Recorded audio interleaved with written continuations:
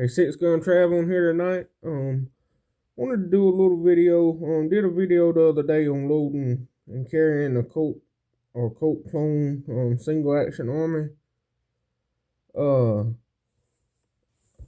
I had one out, but I thought I could do a little bit better job, so I just did away with that one. Figured I'd just do another one right quick. Y'all on a Colt single action or a Colt clone, you have to put it on half cock to that frees up the cylinder to load it. And on these, you've got the firing pin mounted on the hammer. So when you let it down, that firing pin sticks through right there. And if you got all six in it, that'll have that firing pin resting on the primer. And that's what makes the bullet go off as the primer. When the firing pin hits the primer. So if you're carrying it like that and you bump it or drop it, it could go down your leg. If you drop it, it could go in any direction. But also, the first click is the safety notch, and see the firing pin's not sticking through now. Some people say you can carry it like that. I've seen guys carry them like that, but most people leave it on the empty chamber, and that's how I carry mine. So like I said, and that safety notch is pretty solid. You can tap it with a rubber mallet or something like that.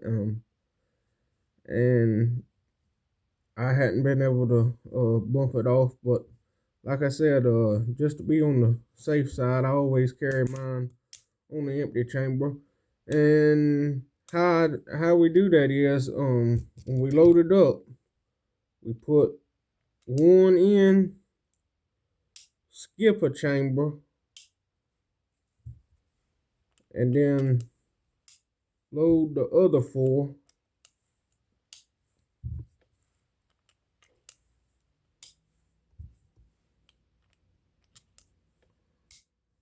And then we cock it back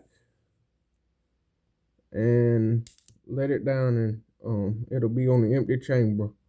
And you don't have to worry about accidental discharge and things like that. So that's how I carry mine. That's kind of the way I advise to carry them.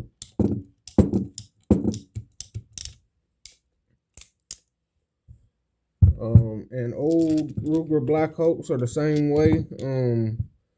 The ones made from 55 to 1973, they don't have the transfer bar in them. They don't have a firing pin on the hammer. It's in the frame, but they don't have the transfer bar. So it's the same way. When you let the hammer down on them, the firing pin sticks through. But on Black Hawks made after 73 and any of the Vaqueros and new Vaqueros, all the Ruger single actions after 73 had the transfer bar right there,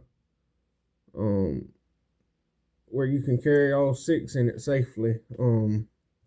And what that does, it transfers the energy from the hammer to the firing pin when it goes off.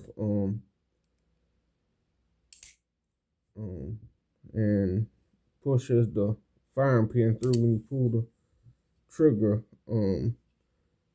And that's kind of like a safety mechanism, if you want to call it that. But like I said, you can carry all six in these safely.